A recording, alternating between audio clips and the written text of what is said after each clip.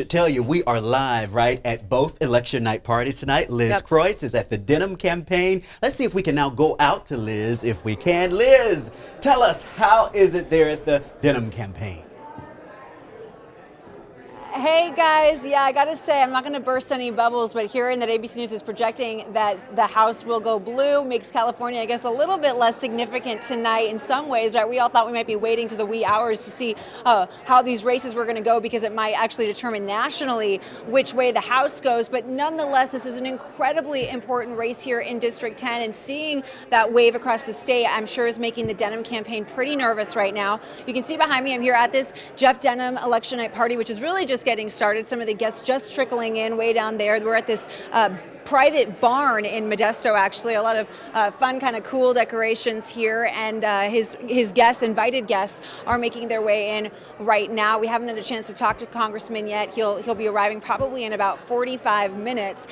But I gotta say, you know, this is one of those interesting races because it's such a unique district. This is a district that voted for Hillary Clinton in 2016, and yet it voted for Jeff Denham as well. So even as we see potentially a lot of these districts going blue, maybe that so-called blue wave, even if we see high Democratic turnout in this district, it's not necessarily a bad thing for Jeff Denham. But I did just talk to a man here. He's a fundraiser and a supporter of Jeff Denham's. He said he is very nervous about tonight, and he feels that it's going to be a very close race, which we can see from the polls that it will be. He said that he thinks if Denham loses, it will be because of all that money that's been poured into this race from national Democratic groups. Now, Lena Howland actually is over at the Josh Harder event right now, so I think we're going to go and catch up with Lena there. Lena, how's the Harder campaign feeling right now?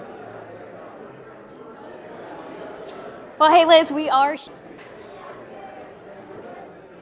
All right, thanks, Lena. Yeah, I mean, there's challenges really for both of those candidates right now, Josh Harder and Jeff Denham. We talked about those national forces that might be hurting Jeff Denham, but Josh Harder is a pretty relatively unknown guy in this district as well. He's never held office in this area, even though he grew up in Turlock. So we'll be following a lot more about all that. I know we'll be checking with all of you throughout the night, but I'll turn it back to you guys now in the studio, Chris.